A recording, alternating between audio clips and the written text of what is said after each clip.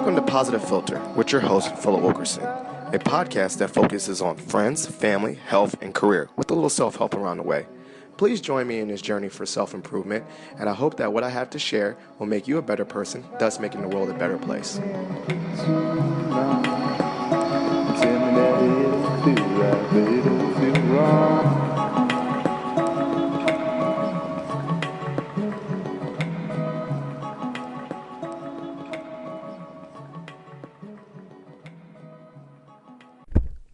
Hello, Positive Philter listeners. It's Philip Wilkerson and Christy back with another episode of Positive Philter. Team Positivity is back again, doing another installment of a Q&A episode. Me and Christy, being Team Positive that we are, have taken over our university in regards to well-being, and we have coined ourselves experts. When I say coined ourselves experts, we just pretend like we're experts and trying to do our part, and we learn. And when I say I'm an expert, I'm only an expert not in experience of well-being, but expert as in I try things out, and if it works, I try it again, and if it doesn't work, I discard it. So me and Christy have a lot of ideas. We read articles, and that's pretty much it. So we're gonna go right into the episode, and Christy's here with me, and we trying to be organized. What's your Myers-Briggs type? INTJ. INTJ, and okay, so I'm a P. So we make it work, and this time we're actually organized. We have the questions written out ahead of time, and so we're gonna go through these questions. So Christy, talking to the mic a little bit. What's our first question? The first question is from Shannon Thompson. She wanted to know he wanted to know. Sorry about that. Yeah. Which episode or interview required you to do the most soul searching and why? Oh, soul searching. I think it was two episodes that come to mind. One episode that required me to do a little soul searching was the one I did with my fraternity brother, Brandon, or line brother as well too, Brandon, talking about mental health and depression. It's I think we coined it Black Boy Joy.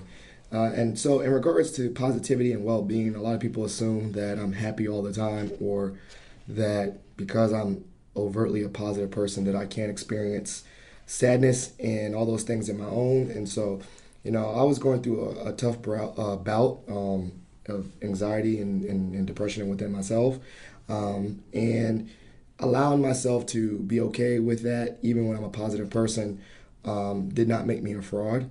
And I think in regards to soul searching, it actually enhanced me or made me more empathetic, one. And two, it made me actively seek out not just help, but strategies. So because of that dark and hard time that I had for myself, I learned the power of journaling. I started journaling during that time. I started reading articles. I started thinking about my mental health as a key component to well-being. So, and then sharing that with the listeners, that was, quite vulnerable to share that even though I'm Positive Philter, there was a time where I did not have that filter myself. So that would be one soul searching episode. And then the other one I would believe would be like way back in the day. I did an episode with my father about being a father and just seeing how he experienced being a father to me through his lens, how I experienced being his son through my lens, how I experienced being a father now through my own lens. It was a very positive episode and very transformative for me.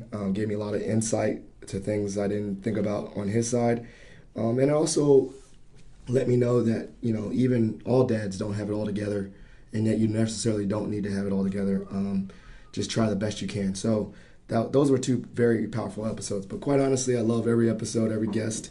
Everything requires a small bit of soul searching, but I would say those two episodes. What I like about how you touched on the episode with you and your father is that that's a pretty vulnerable episode. If you think about the context of having an open discussion with your father about how to parent, what was some good skills that he instilled in you and what you've now used to be a father yourself, and also just to reflect, having that open discussion and having that public for people to hear. That's pretty cool. Yeah. But I would agree with you. Anything with that requires me to soul search. Anytime people ask me, "Oh, what's your 5-year plan?" or "What's next for you?" It's hard for me to answer those questions because I don't know exactly what I want to do long term. Hmm. And yes, it's important to plan your life in advance and have an idea of where you want to go. Mm. But it's also important to know that life happens and there's going to be roadblocks that pop up that you're unaware of.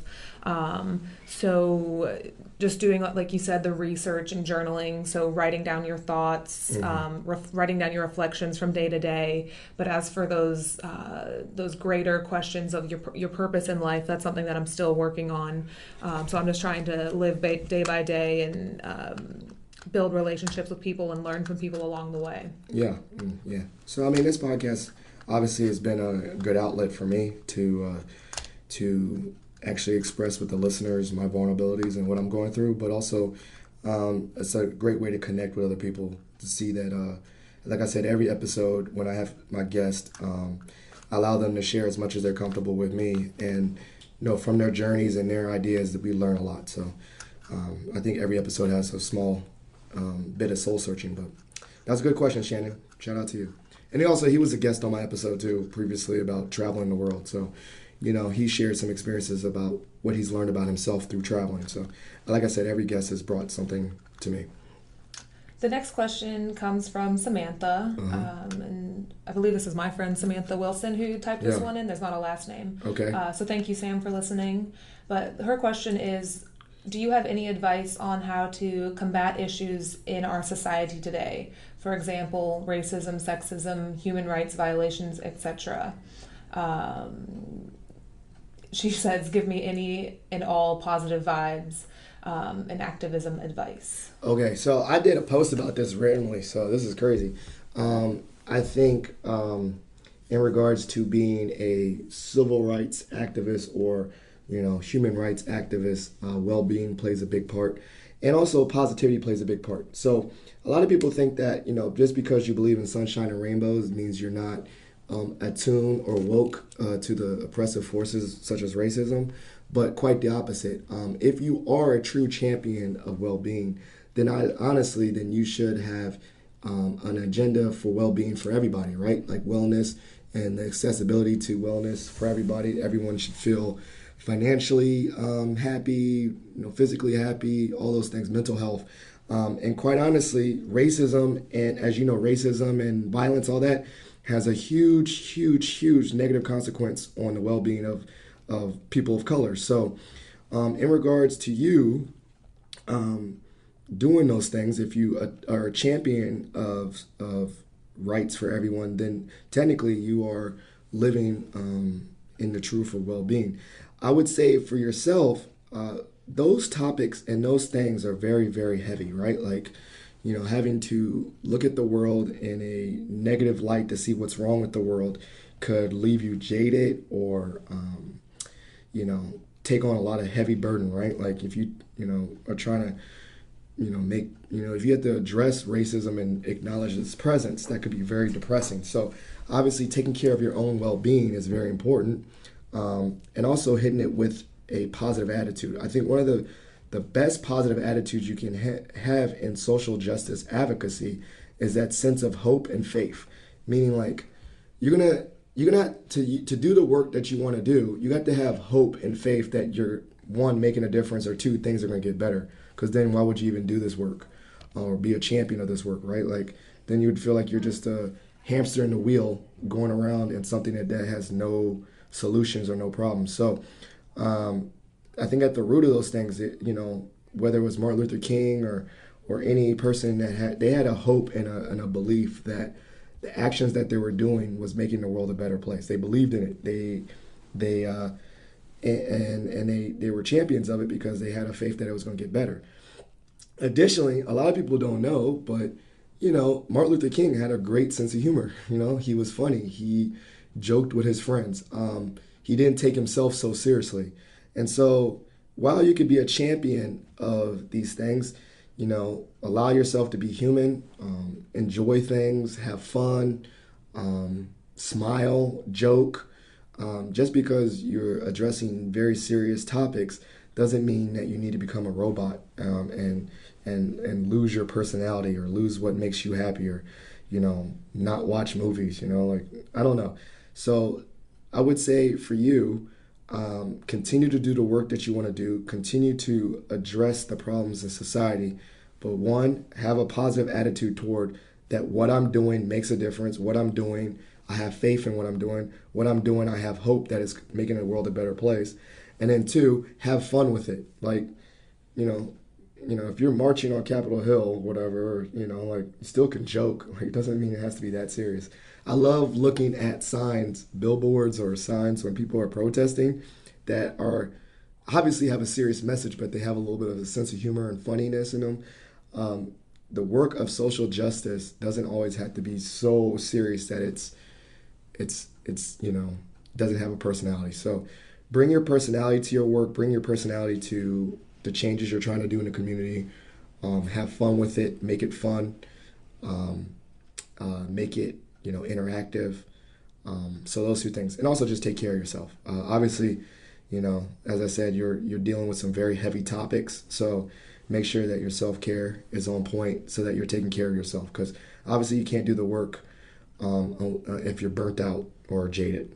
Mm-hmm. Yeah, and practice what you preach, practice what you teach, all that good stuff.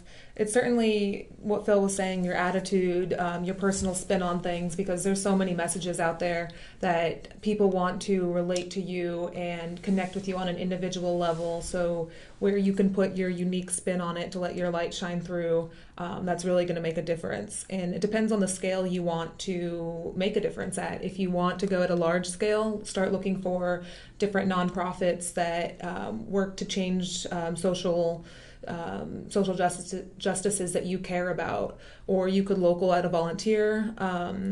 You could volunteer at a local organization in your community, so you can get a more narrow scope to give an impact that in the community that you're living in, or you could even try to change the lives or provide new insights to your friends and families through social media. But obviously, whenever posting opinions on social media, you want to approach it with caution, because it is easy to skew a message or to take something the wrong way. Because when you're posting on social media, it's hard to read the tone or to get the full understanding of your message and where you're coming from. But certainly to make a change in your community, you'll definitely want to link up with other people. It's really hard to make a change by yourself. Most changes do come when you have a cohesive effort from multiple people and you have a team that's working to achieve that goal. Mm-hmm. So then our next question comes from Aaliyah. And she's wanting to know if someone is radical or fanatic in any belief, where they are 100% intolerant regarding anything religious, political, race, or sexuality, what do you think will persuade them otherwise? Yeah, that's she wrote like a whole thesis, but that definitely was a good synopsis of that question. Shout out to you, Aliyah. I always loved your support. This is probably stemming from, different faiths. We see a lot in the news about, faiths, whether that's Islam or Christianity, and how it's been transformed to tools of hate, especially in the extremist point of view. If we go to the root of all these religions, honestly, it's supposed to be making the world a better place, and every root is golden rule and treating others how you're supposed to be treated. Obviously, when you preach the message of these religions, you're supposed to obviously have followers that try to do good in the world. But it's quite honestly, with anything with humans, has been transformed to not idealize, but have other agendas such as war and violence and money, and that kind of goes away from the basic teachings of those religions. And so, my question is, usually when you have a seat at the table and you meet, the religious leaders, they can normally, ideally, they should all get along. If you get a rabbi, a priest, and Islamic teacher together, they usually have civil conversations and talk about the positive impacts that they want to do. It's those times where you get these extremists that are talking about how negative people are and everyone else is going to hell and all those things, and that's probably going just way far from the teachings of what those religions originated from. And in addition to, what's crazy is like the more and more extreme these religious people do, the further and further they're going from their teachings. It's crazy. Like, if you at the root of Christianity, is a love for everyone and helping the oppressed and should be like totally against races. But if you ever look at like some extreme, like Westboro Baptist Church or whatever, they just spew hate. It's like so far from what that religion originated from. Or Islam. I'm pretty sure their message is not to terrorize and bomb people and doing things like that. That is not the origin and the things that you would read in the Quran. These words have been skewed and has been tainted. So that would be my advice to you: is if you practice any of these religions, practice it with the point of how does this increase peace in this world? How does it make this world a better place? What's my individual contribution to this? Am I really living the ideologies of these religions through my daily actions? Am I being judgmental of others through my beliefs in these faiths? And if so, then you probably need to reevaluate your practicing of that faith. Yeah, I think peace and acceptance goes a long way. Meeting new people that have diverse thoughts, diverse backgrounds, coming from different cultures, that can help you have an understanding and awareness and appreciation for all of humanity. When you get down to the root of things and you just realize the person across the table from you is another human being, the person that you are in a fight with, the person that you are at war with, we're all humans living here on earth together. One of my sayings that I say a lot is to each their own. I'm in no place to judge other people. I'm a work in progress myself. I make mistakes. I have different thoughts and opinions than other people that I know not everyone's going to agree with. So when I come across other people that I might disagree with or have a different view on something, I kind of just say to myself, to each their own. Everyone's going to have their own stance that they're coming from, but they're going through life just as I am, living and breathing here today in this moment in time. And you just want it, people have to have peace in their hearts and the awareness to see things from other people's perspectives. And the only way to do that is to get to know people, to ask them, to have an open dialogue and be receptive to whatever the other person has to say. I love sitting at the table. Obviously I watched this documentary about like, the best way to bring people to the table is have meals, share meals together. But I love, well, one, I love food, but two, like, I love the diversity of thought. I would love to do that scenario where I'd sit in a room with a rabbi and a priest and a Islamic leader. Obviously the peaceful, all three of those people, and just talk about those existential questions: why we're here, what are our purpose, and hear those different point of views, because diversity of thought helps you see things from a different angle and also just help you reaffirm your thoughts. Mm-hmm. So these next two questions come from my sister, Stephanie Kaiser, out in Colorado. Thank you for these questions. The first one is, do you believe in inspirational quotes? If yes, do you have any favorites to share? And if no, why? You want to go first on that one since you're sis? Sure. So I do believe in inspirational quotes. I think a lot of times when someone gets trapped in a mental cloud that is more negative or causing self-harm, that sometimes inspirational quotes can certainly help you as a reminder or to help you redirect your thoughts in a different direction. I think when you can hear the words coming from someone else, it can kind of help you snap out of something and realize, oh, they just articulated something that I'm feeling so well that it helped me realize that I'm not alone. Someone else is feeling this way too. And if they can get out of it or if they can get through it, so can I. But I don't think that you should live day to day by inspirational quotes because they're just words. Unless you're able to put those words into actions or to make a change, they're really not going to be beneficial. So I think that they are great reminders and great starting points to help you redirect yourself, but just to remember that actions speak louder than words, and you should be able to use a process to further those words into how you can better improve yourself or your situation. I like quotes. I also want to be someday so famous that I'm quoted because your boy wants to be. But it kind of reminded me. Sometimes I used to do sticky notes. Like if I heard a quote, do a sticky note. And also, I'm gonna get back to that. If I hear something that really sparks inspiration, such as what Chrissy said, inspiration to change, not just to read it. I like to put it. So I have a couple in my phone memo. Some as basic as do or do not. There is no try. That's Yoda. Like mercies for the weak. That's my boy Cheyenne. Iron sharpens iron. So I just kind of write things that spark inspiration. So I do agree that words carry power. I listened to a podcast the other day, and it was a master's class with Maya Angelou, and she said that words do actually become power.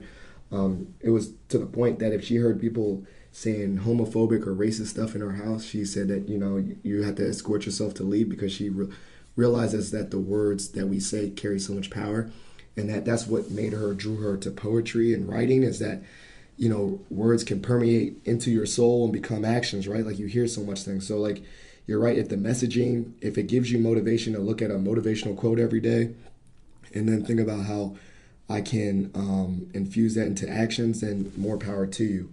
I definitely do believe that words and messaging that you say to yourself transforms you. So like if you have a quote that gets you hyped every day, like today I'm going to bring my best to work or something like that, and that's a actual quote that you read and it inspires you to do that, then I think that you should have that. So I think the main thing that both Christy and I can agree on is that having words that inspire you are great, but having words that inspire you to actually move and do stuff is even better. So if you do like taking quotes, or you like quotes, maybe I'll take it a step further. Read a quote and say, with this quote, what can I actually do today to use it? Or how can I exhibit that quote? If it's, like I said, enemy is fear. We think it is hate, but it is fear. That's Gandhi. So like, what's one thing that you're afraid of and how can you conquer that? Because that's the real enemy of hate, right? Or I think what he meant by is most people hate on others that they don't understand or don't know. So if you're hating on someone, maybe try to get to know that person, and maybe that fear of that person will dissipate and your hate of that person will be too. So those are quotes that like maybe if I read it, I just read it. But if I read it and apply it in a certain way, then maybe they're good for you. Mm-hmm. Yeah, I think if those words can help you reflect and to change your mentality, then the words are definitely useful. Some of my favorite quotes, these are two separate ones that I usually blend together, but whatever you are, be a good one. Wherever you are, be all in. Yeah. And that's just a reminder for me to live in the moment, be present, give people my undivided attention, and just enjoy the beautiful world that we live in and whatever my surroundings are at that moment. Now I'm gonna put my hater hat on real quick. Those people that like legit on Instagram are just posting quotes all day, and you're like, Jesus Christ, you're just posting quotes. I have no hate on that, but the part I do hate are the people that post all these inspirational quotes on their Instagram, and in real life they ain't living it, they ain't preaching it. They're like sunny, like every day sunny. I love everybody, and that you meet them and they're just the biggest hater in the world. So like literally, they're just putting on a Instagram facade of positive quotes and not living it. So I mean, I would rather take someone that don't post any quotes at all or don't even read quotes and lives them than someone that just posts quotes and don't live them. So the main thing is if you're going to align yourself with these messages and put it out there on social media, really take a look in the mirror and say, yo, I'm posted this positive quote. Am I exhibiting that with my behaviors and my interactions with others? Am I living these quotes? Or am I just posting it to get some likes and stunt on Instagram? So that would be my caveat to anyone that's out there. I'm not telling you to stop posting quotes. Keep on posting quotes. Keep on putting out that positive message. But after you post a quote, look in the mirror and say, am I doing this quote that I'm posting? Yeah, definitely. So along with positive quotes, her next question is, what does being a leader mean to you? Were you a born leader or did you have to work and grow at it? I don't even think I'm a leader, honestly. What I would say, with that being said, I mean, people look to me. I try to do things like I just try to live my life and treat everyone the same, or not the same, like well or good. Um, and hopefully, I think what I call it, I'm a leader follower. I mean, I just want my actions to like be my example of leadership, meaning like hopefully I set the model that people could do the same things as me and feel like they got better. Because of you, I'm doing listening to this Positivity Summit by John Gordon, and I literally that's how I'm inspired every day is just by random stuff. And one was today was about how do you become a transformative leader. It's like John Maxwell, and one of the things he said was transformative leaders um, see things that others don't, believe things that others don't, and talk the way others don't. And it kind of sparked with me like, dang, you're just being unique, be yourself. And also, he was saying the see things that others don't is that you see what could be and you look at the positive. Like, instead of seeing a problem, you're like, wow, I could see how we can make this better. That's what leaders see. Believe in other things that other people don't. Instead of like, wow, this is going to be a trash event or something like that, you already look like in my mind. Sometimes before I even go to things or do things, I'm like, I already picture it being like we're gonna nail it, we're gonna kill it. Like this is gonna be awesome. I just envision or close my eyes and picture full rooms, and then like two kids show up, and I'm like, okay, well, I still pictured it. So I think I'm trying to be a transformative leader like that, where I believe things. I believe in what I'm doing. I try to see things in the future, like what it could be. And then as a transformative leader, I try to just speak it into existence, whether that's with myself or with others. Like, as Christy, I'm a pretty big cheerleader of my family and friends. Like, if I see you doing big things, I'm going to say you're doing big things. And I'm going to give you shout outs because that's the kind of leader I want to be. I want to be a leader that, like, motivates other people because I appreciate them or I get so excited for their successes. It makes me happy to definitely see my friends being successful. So I would say I want to be a transformative leader, and I want to be a cheerleader leader, like a hype man. Was I born this way? Absolutely not. Quite honestly, I was probably the opposite. I was probably quite lost and not a very inspirational person. I would say like I was kind of a mess up, but I think in finding my purpose or finding what makes me good at something, I found my leadership style. So. Some people are born leaders. Philip Wilkerson was not. So. I think the title of a leader or a leadership is a lot more daunting than it really should be. Yeah. Obviously, in an organization, in a team, you have a coach, you have a leader. So you do have people with those overarching titles. However, I think everyone is a leader in their own way every single day. If you ask someone to go to lunch and they agree and you're the one deciding where you want to eat or you are the one that initiated the conversation, that's being a leader, that's taking initiative. I think exactly what you were talking about with sharing your belief and impacting others around you. That's leadership. You're managing relationships. You're influencing people. You are connecting people to come together and to find a common ground behind a given belief. So I think that leadership is certainly something that you can work on.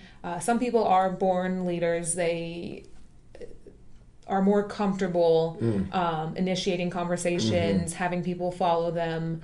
But I think that those people who wouldn't call themselves natural leaders like yourself, I mean, I don't know if I would call myself a natural leader either, but it is something that when called to do, I will happily do it. But I'm not doing it to seek the limelight. I'd rather be a follower, a supporter, but those are just roles that everyone has to play at some point. I like being the cheerleader, like you say, because it helps move someone into that leadership role where they might not naturally go. So sometimes leaders do just need that follower to say, I believe in you, I hear what you're saying, I support this decision, this movement. Go take your thoughts, your plans, and put them to action. So I think it's a two-part.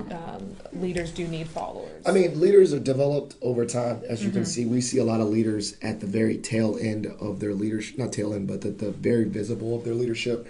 But we didn't see their journey when they started. Other people have, late bloom leaders. Some of those kids that were already like the, captain of teams in high school and stuff. So everyone comes into their leadership style on their own in life. I definitely think that my little man Bennett is a born leader because he's so bossy. But then I could see other people.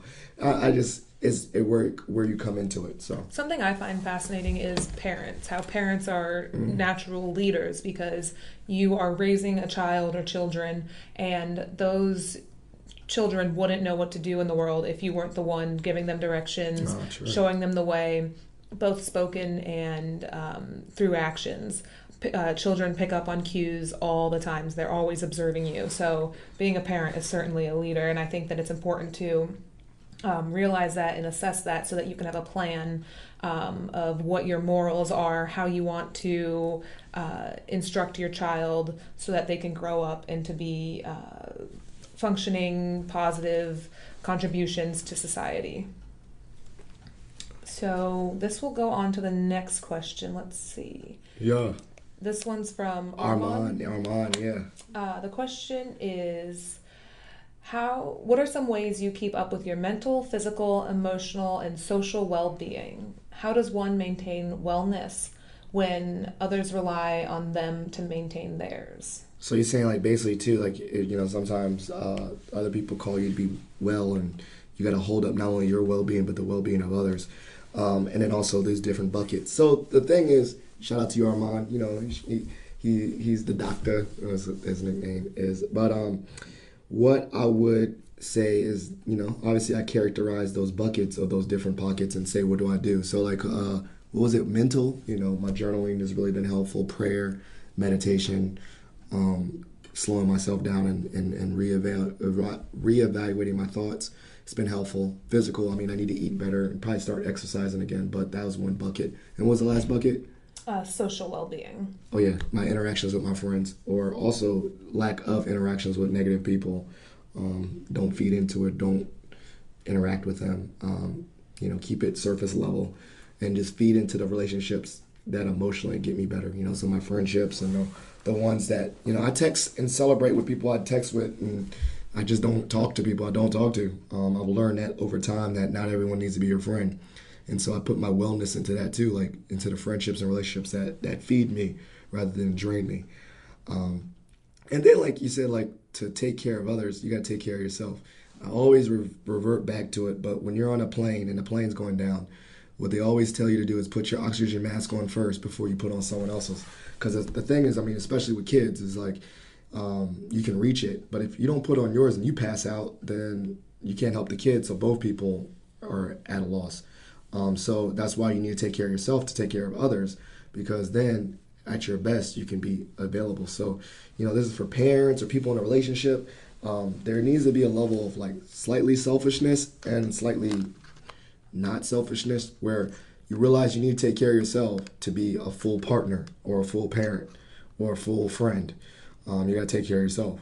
And then after you've taken care of yourself, then give yourself to that person, because an empty bucket has no water to spill over into other people, right? So if you're an empty bucket and you're not filling your own bucket up, then you don't have nothing to give.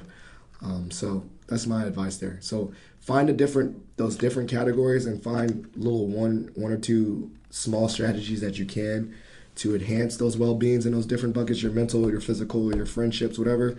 Find ways to take care of those in different ways. And also make sure that if people are leaning on you and need you, to make sure to take care of yourself before you can give to others, because you can't give to others if you're empty. Mm-hmm. Well said. I agree completely. For myself, there's a few deliverables in my life that I try to keep constant. And obviously life happens, so I don't get down on myself when I'm unable to perform. But generally speaking, my structure is Monday through Friday, I'm going to wake up and I'm going to go to the gym before work every single day. And so I get in that routine. So that's my deliverable for the week, is that that's always going to happen. I'm going to check that physical bucket. And while I'm working out, I usually listen to some podcasts. So that's where I get my mental challenge for the day. I'll listen to other people's podcasts. I'll listen to things that's happening in politics. So I'm challenging my mental mind while I'm also working out. And then another thing that I'll do, like Phil does with the gratitude journals, with journaling every day, is I keep my journal on my floor actually, and every morning when I wake up, I put my journal on my bed so that when I come home at the end of the day, before I go to bed, I have to fill out my journal because it's right there on my pillow. So it's something that I know I won't forget to do every day. As for my emotional and social well being, I try to gauge those on a day to day basis because I know that it's going to change depending on what my circumstances are for that day. So I try to give myself a cushion and allow myself to feel the emotions that I'm feeling and allow them to ebb and flow, and just remember that it's not going to be constant.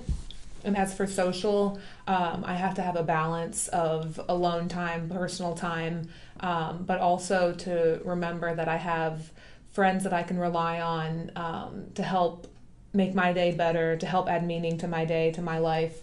So whether it's planning an outing once a week, or calling a friend that lives far away, or shooting them a text in some downtime when I'm on my lunch break, if I can try to connect with someone just to see what's going on in their life, and also that allows me to put my emotions on pause to get some different perspectives and check in with people that I do love. And most of the time, the relationships that I have, it'll be reciprocated. So if I'm having a bad day, I can certainly reach out to someone and ask them to listen to my story, to help give advice, to help redirect my mind and my thoughts to help get out of that funk of whatever that is. Good question, Armand. Yes. Shout out to you. He wants to be on my podcast. We got to do a subject, so shoot me. We'll figure out a subject to talk about. The next one is from Cheryl. The question is, what are the tips and tricks that you have heard or used to better yourself when it comes to boundaries? For example, not caring about what everyone thinks, or not feeling guilty when needing to have that self-care. That's a good question. First of all, my boundaries, it took time to pick up boundaries. And I guess, I don't know, this is, Cheryl is one of my friends from the counseling program, so I don't know if that's boundaries in regards to your clients. I don't know. So we can go way different angles. So for boundaries, it's a level of protection, right? Like, you only let people in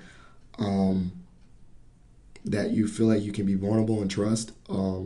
And also, you need to learn over time. I'm a big extrovert, but I also have to be I started over time to be very protective with my vulnerability, because, when you're vulnerable with someone, that is the ultimate sign of trust. You're saying, this is my full self. This is, my fears, my anxieties, and all those different things. I trust you with this information to not judge me. That's a big thing, to give that trust to someone. And then two, to not use this, in negative ways and gossip about me, or talk behind my back. So in regards to boundaries, it's not to say trial and errors, but there's different levels, right? Like, obviously in a professional setting, whether when you're working with people as a counselor, you definitely need to have boundaries. You need to know what's worth disclosing to help the client, or are you just disclosing to clients to help yourself? Is this like flipping, and you're becoming you're becoming the client and the therapist? So, really think about, like, why am I sharing this information? Am I disclosing to build empathy, or am I just disclosing just to talk? And am I setting boundaries, with that? Like, do I have professional boundaries, like outside these doors? If I see this client out and about, like, they know that we don't discuss nothing and this is confidential. In regards to relationships and setting up boundaries, it's the same way, I think, I alluded earlier about the putting on your oxygen mask. To protect yourself, so self-preservation, right? You just gotta know who you can trust with those vulnerabilities. The positive things that come out of being vulnerable with people is that, when you're vulnerable with yourself to other people, usually if it is a good, positive relationship, they're vulnerable with you, and then you realize that you're not so alone, and then you have a connection, and then you grow together. And there's all kinds of positives of being vulnerable and letting your guard down and allowing people in.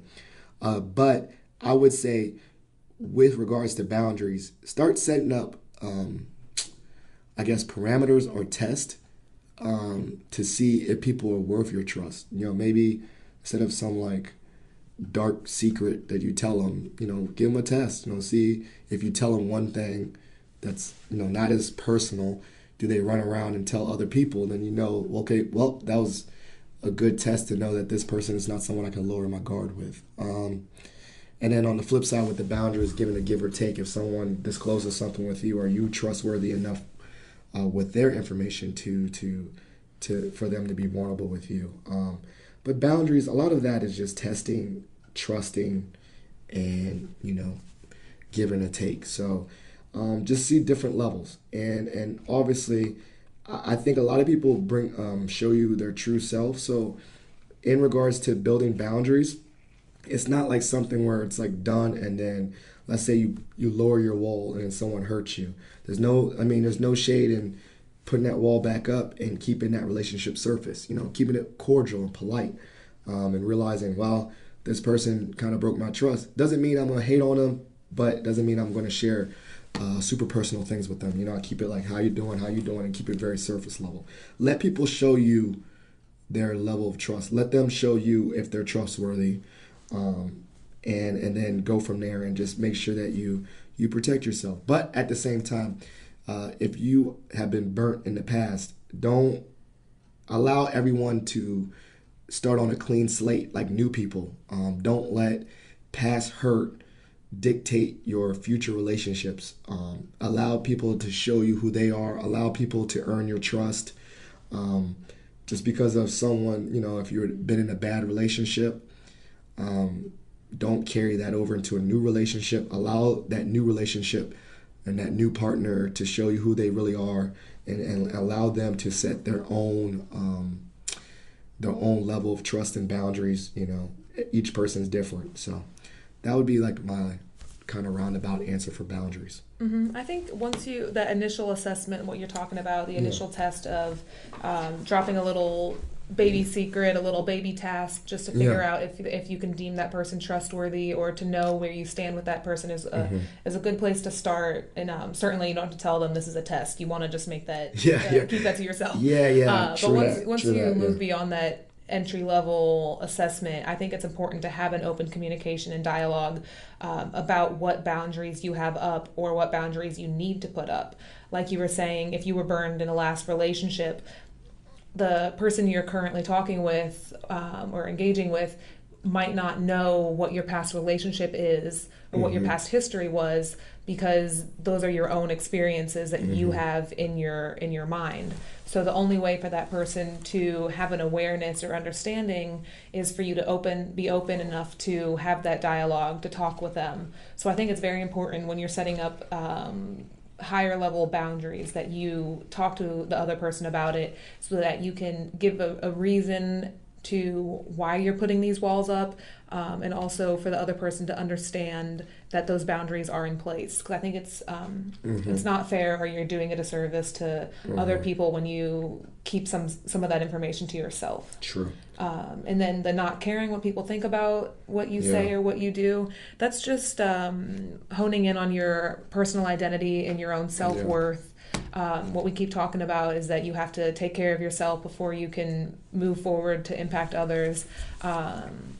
So being true to yourself and having your set standards of what you judge yourself on is very important, so that when other people might put their biases up or start judging you, you'll say, listen, I have a set standards for myself, and I'm going to ignore what other people say because I want to live my life in the direction and the path that I have chosen for myself. Now, I'm going to be vulnerable, and I've done this in a past episode, but in regards to not caring what other people thought. I mean, one of the biggest, not say identity, because I know who I am, but one of the biggest things that I've conflicted with for quite some time, even in counseling and stuff, was this notion that I am black enough. regarding my identity. And usually that stemmed from the way I acted. Then people would say, you act like a white boy, or that's something a white person would do, and all that stuff. And so I'm sharing this story to give you some context. And the day that eventually, one day, I think, whether it was through the episode, I realized, I'm 30 something years old. Like, I'm living in my truth. Whether it's black or white, I'm Philip Wilkerson. I know I'm black. And also, I acknowledge that black people are not one type of way. We're not a monolith. There's different ways that I can express my blackness. The further and further I solidified that in my truth and just said, you know what? I don't care. I'm gonna do this. I like country music. I don't care. Just because I like country music doesn't mean I'm less black. I like Bloody Marys, which I was surprised that they said Bloody Marys is only black people like mimosas. I literally did not know that. I was like, I don't like mimosas. I like Bloody Marys, and these are all things in my truth. After a while, I started saying, this is what I like. This is what I like to do.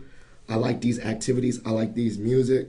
I like to raise my boys. I like to watch cartoons and anime. I like Pokemon. The more and more solidified in my truth of what I like, actually, the happier I was.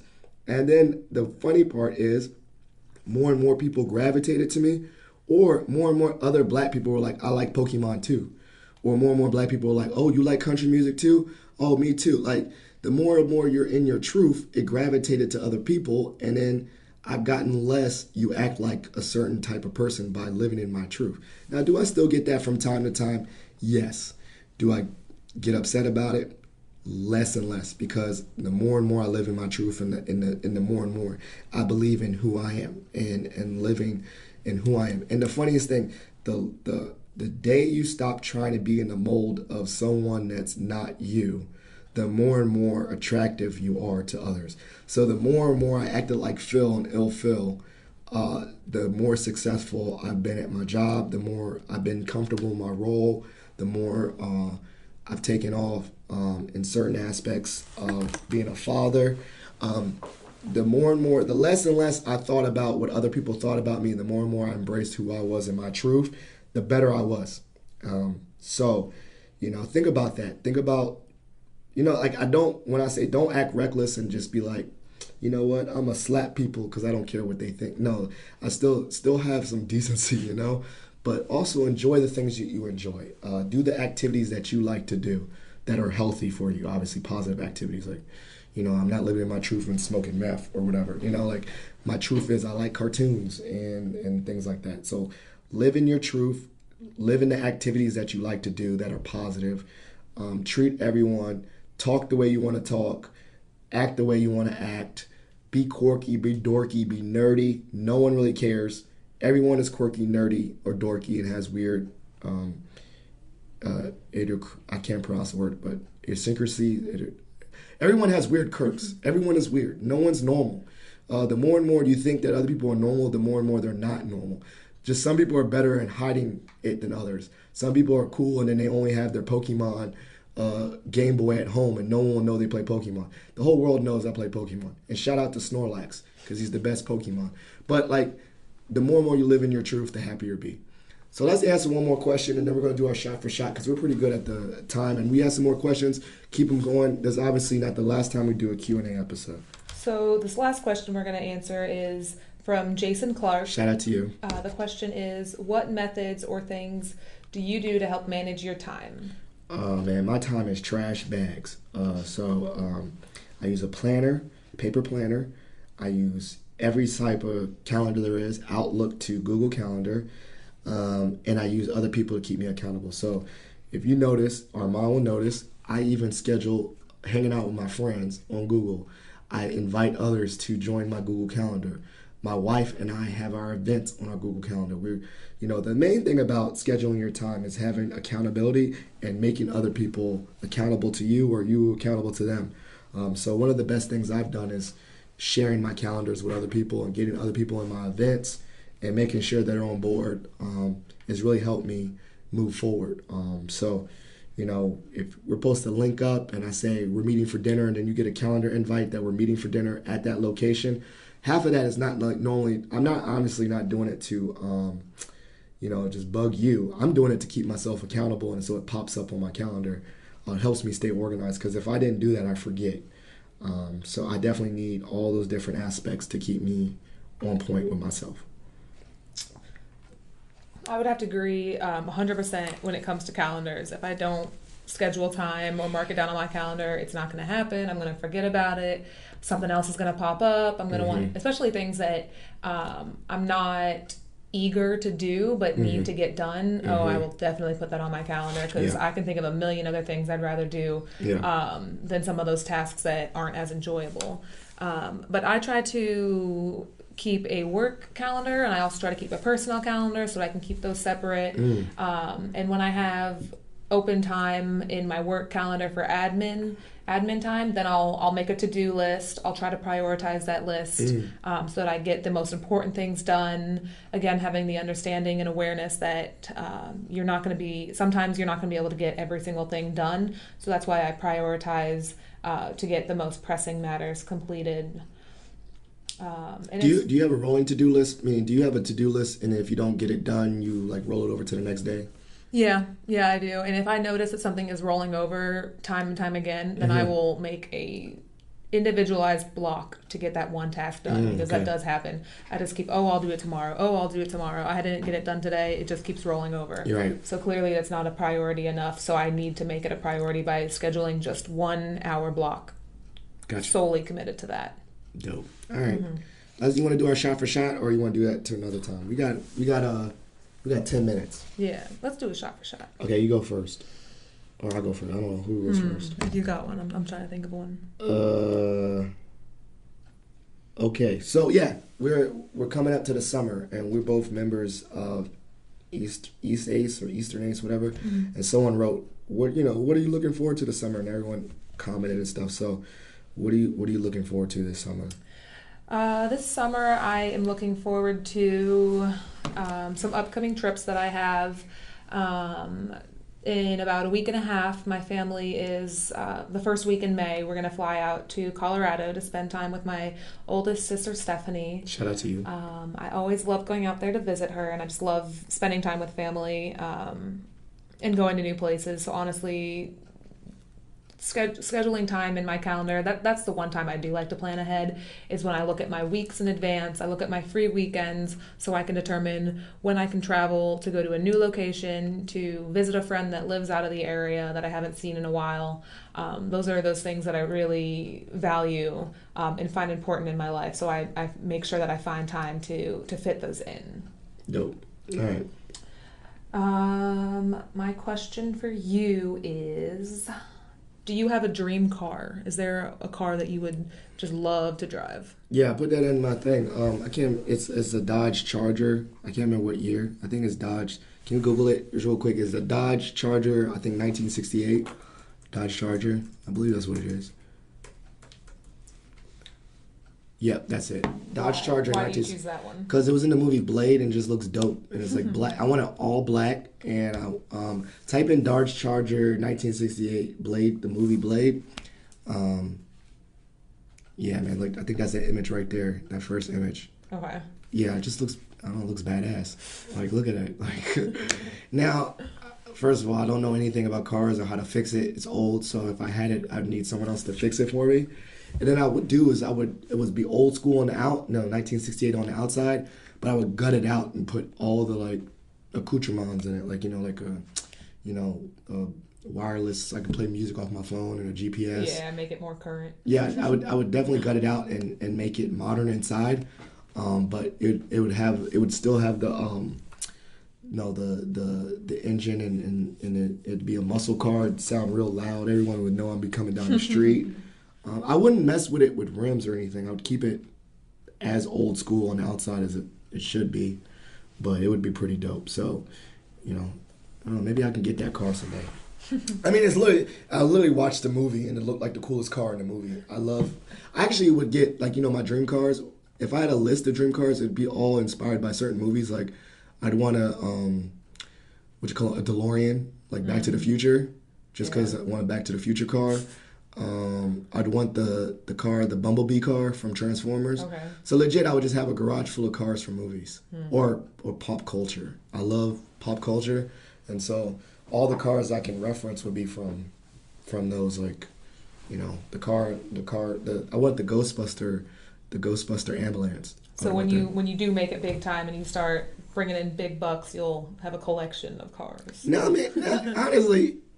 Or, yeah, that's another question. If you did have money to blow, what type of things Yeah, would you no, invest I wouldn't. in? I wouldn't be like Jay Leno and have 50 cars. Like, if I had money to blow, it'd literally be like, it'd be more on experiences. So I think all my stuff would be like gone. Like, I would drink a lot of like expensive bourbon, like, and it'd be gone. I'd drink it. It'd be nice meals, like, just if I saw a meal on any documentary or like like Netflix show or something like that, I'd just go to that restaurant and eat there, and I would just travel. Like, Yeah, travel. I legit would want it, like, two powers I would want. I would want to have the power to like get on a plane and go anywhere, or if I had like a power, like a superpower, it'd be the teleportation one. I would want to just say, yo, I want to go here and Instantly, eat that, yeah. and I want to eat the food. So if I had money to blow, it'd be a lot of traveling and eating and drinking. All about the experiences. All this, I yeah, agree. and it'll be gone. Like, I wouldn't have anything to, it wouldn't be like things that roll over. It wouldn't be materials. It'd be all things that I'd get that experience, and then I'd have to do it over again or just go to a new experience. I wouldn't have, I'm not a really a sneakerhead. I wouldn't have a bunch of shoes. I wouldn't have a cars. It'd just be a lot of on the go, a lot of different things. Yeah. That'd be what I'd blow my money on, I would agree. and a big party. I'd Get all your friends together. I mean, not even just friends. I mean, I'd make it so big because I want you to highlight your boy. I'd open it to the whole community. I would have like a huge, like, public party. Meaning it wouldn't be at my house because I don't have to worry about security. Like at a big venue or something. Yeah, big venue, so I don't have to worry about if it gets trashed. It's not mine. Yeah. Yeah. Cool. That's Well, it. all right. This was a great episode. Great questions. So, Positive Philter listeners, we did have some episodes. We'll leave the Q&A thing up again. We're going to do this periodically when we get some more questions. If you have any feedback for the podcast, leave a review on iTunes or Stitcher or whatever. Also, like it on Instagram and Twitter. Follow along with the messaging. You can also call 571-336-6560. That's 571-336-6560. Literally no one calls, but I would love to hear voicemails. If you got some dope ones, I'm really, really interested. If you got a voicemail you want to leave for the podcast and it sounds awesome, I'll put it in the episode. I definitely want to get the listeners involved. Share your stories. If you came across a tough situation that you overcame, or if you helped someone out with something, or if you just had a great day and you wanted to share why, leave a message. We do want to hear from you. I want to hear from you. And also, if you give me permission, I'm learning how to get better at editing. You never know. You could be on the episode of Positive Philter. I could put that voicemail at the very end of the episode to give you an opportunity to shout yourself out. Well, real quick, since you talked about editing, we will ask one last question from Alana. Yeah, my little cousin. She wants to know, how long does it take you to edit a video? Well, I don't do edit videos, and I don't really edit this podcast. I'd say about 30 minutes to an hour tops, One of the I'm glad you brought this up, Alana. One of my goals this summer when things slow down, I'm going to take, and this is the first ever I'm telling the listeners and you, I'm going to take a episode release break. Meaning I'm not going to release a new episode for about 2 months. What I'm going to do is just reshare the old episodes and record during that time. So it doesn't mean the podcast is over. It just means I'm not going to be worried about releasing new episodes. And during that time this summer, one of my actual tangible skills is I'm going to get better in honing my craft of editing, look at some Linda videos, learn how to edit better, learn how to be a better audio engineer. And learn. Hopefully, I don't want to increase my time on editing videos, but I just want to get tighter. So take it to the next level. Yeah, take it to the next level. So that's why I am encouraging people. I haven't given a real date yet. I will let the listeners know when that break is coming for the podcast release wise. But that's why I do want people to send me voicemails, because I definitely want to learn how to get better in editing to share other people's stories and get their stories involved in the podcast. So send me some voicemails and stuff like that, and it'll help me.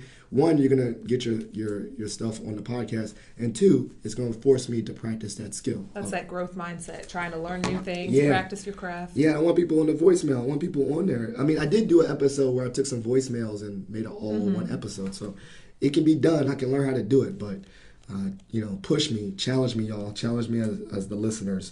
And the only way you can challenge me is if you leave voicemails. All right.